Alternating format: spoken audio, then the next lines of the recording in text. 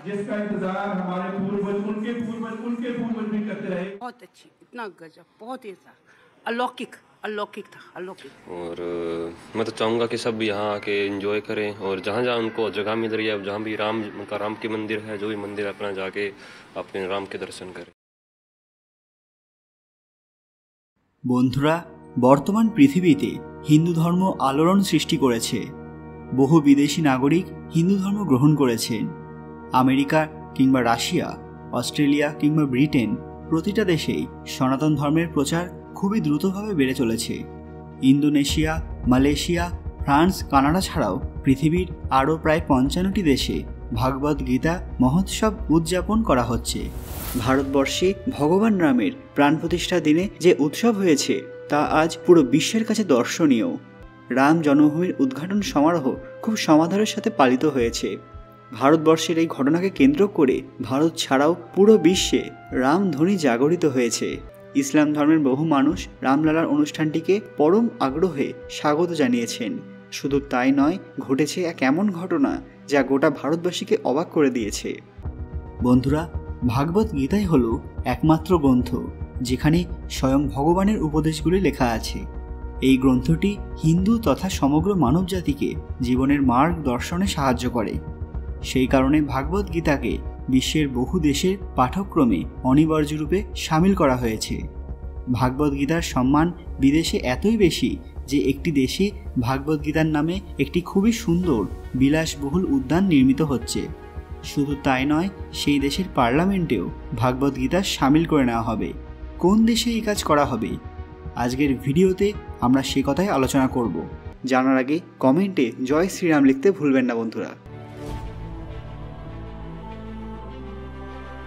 সকলকে পুরাণ কথা নতুন একটি ভিডিওতে স্বাগত। আজকে আপনারা জানবেন সমগ্র বিশ্ব জুড়ে আবারও আলোড়ন সৃষ্টি করল ভাগবত গীতা। সবাই মনে করে আমাদের চ্যানেল পুরাণ কথা অফিসিয়াল সাবস্ক্রাইব করে নেবেন।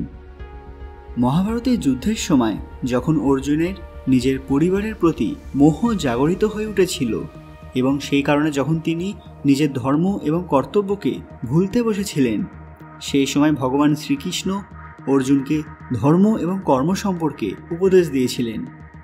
ভগবান শ্রীকৃষ্ণের এই উপদেশগুলি ভাগবত গীতা রূপে আমাদের সামনে উপস্থিত আছে, যা প্রত্যেক মানুষকে নিজের জীবন, ধর্ম এবং কর্ম সম্বন্ধে পথ প্রদর্শন করে থাকে।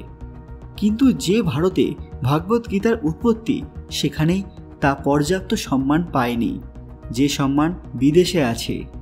অ্যালবার্ট আইনস্টাইন থেকে শুরু করে রবার্ট হাইমার পর্যন্ত ভাগবত গীতাকে একটি আদর্শ গ্রন্থরূপে মেনে নিয়েছিলেন। বিদেশে ভাগবত গীতা এতটাই জনপ্রিয় যে সেখানে প্রতি বছর ভাগবত গীতা মহোৎসব আয়োজন করা হয়। এই মহোৎসবে লক্ষাধিক বিদেশি গীতা পাঠ করে থাকেন আর হিন্দু ধর্মের সঙ্গে নিজেদের যুক্ত করে ধন্য মনে করেন। একটি দেশের প্রায় 4 একর জমিতে খুবই সুন্দর একটি গীতা উদ্যানের নির্মাণের কাজ শুরু হয়েছে। বন্ধুরা, গীতা হলো একটি সম্পূর্ণ বৈজ্ঞানিক গ্রন্থ যার ওপর দেশ বিদেশের বহু ব্যক্তি আজও চর্চা করে চলেছেন। পুরাণ এবং উপনিষদের সার হলো গীতা। ভাগবত গীতার বাণীগুলিতে মুগ্ধ হয়ে কানাডার ব্রাম্পটন শহরের কাউন্সিলে গীতা পার্ক বানানোর নির্ণয় নেওয়া হয়েছিল। এই পার্কে ব্রহ্ম সরোবর এবং কুরুক্ষেত্র যুদ্ধের বিভিন্ন দৃশ্যগুলি মূর্তির আকারে তৈরি করা হবে। শ্রীকৃষ্ণ এবং অর্জুনের রথের মূর্তিগুলিও বানানো হবে। বিভিন্ন সামাজিক সংস্থাগুলি এই কাজে সহযোগিতা করেছেন। এরপরে এই শহরে ভাগবত গীতা পার্ক নির্মাণের কাজ শুরু হয়। কানাডায় হিন্দু ধর্ম নিজের একটি জায়গা করে নিয়েছে। রাম মন্দির নির্মাণের জন্য দেশের প্রতিটি কোণা থেকে কিছু না কিছু উপহার অযোধ্যায় পৌঁছেছে, কিন্তু এগুলো আর 5টা সাধারণ উপহারের মতো নয়। প্রত্যেকটা পাঠানো উপহারে রয়েছে নিজস্ব বৈশিষ্ট্য। আজকের ভিডিওটি লাইক করবেন এবং সবার মধ্যে শেয়ার করে ছড়িয়ে দেবেন, যাতে পৃথিবীর প্রত্যেক মানুষ এই দরকারি ভিডিওটি দেখতে পারেন। কমেন্ট বক্সে ভক্তির সঙ্গে জয় শ্রীরাম লিখতে ভুলবেন না। আরও এরকম দরকারি তথ্য পেতে পুরাণ কথা অফিসিয়াল চ্যানেলটি মনে করে সাবস্ক্রাইব করে নেবেন। খুব তাড়াতাড়ি ফিরে আসবো এরকমই কিছু দরকারি ভিডিও নিয়ে। ততক্ষণ আপনারা এই ভিডিওগুলো দেখতে পারেন। ধন্যবাদ।